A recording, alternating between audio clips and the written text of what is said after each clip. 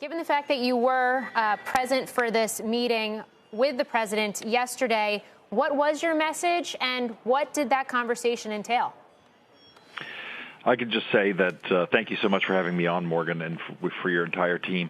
I think our message was simple. The majority of franchise owners are small business owners, hundreds of thousands of whom are seeking revenue, for their businesses. We're seeing it shrink at an unprecedented rate, and we need relief now as quickly as possible. Small businesses, both in the restaurant industry and in other sectors like home improvement and gyms and hair salons, have no customers walking through the door and a lot of fixed costs in place, and therefore there is no cash flow. You saw Kramer talk about this earlier.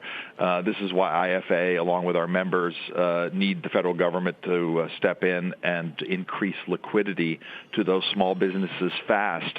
And I have been, this has been, I just can't say how, if Americans could see how this administration and the leadership, both Nancy Pelosi and Senator Schumer's staffs are reacting and listening to the voices that are coming in from these small business folks, you would be proud of the functioning of this country. It's not always what we hear reported in the press, but the Secretary Mnuchin and I were texting and on the phone, at close to midnight on Saturday night, and we have been in constant and consistent touch, and they are able to turn around things faster than I've ever seen the federal government turn things around in my career. Wow. Well, that is a message that I certainly like to hear.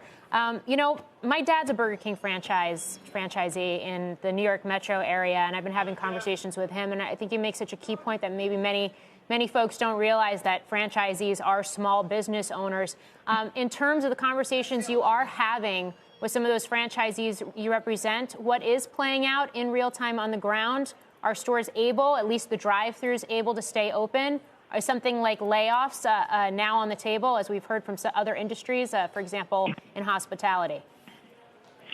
I said this to the president, and I've said it to the secretary and also to the members of Congress. Small business people are making decisions every day on a day-by-day basis. When, the parking garage in my building here down in Washington, D.C. is half empty, I can tell you that the Corner Bakery, one of our members around the corner that's just around the corner here, knows that day that their lunch business is down by 50%. So they adjust and work very quickly.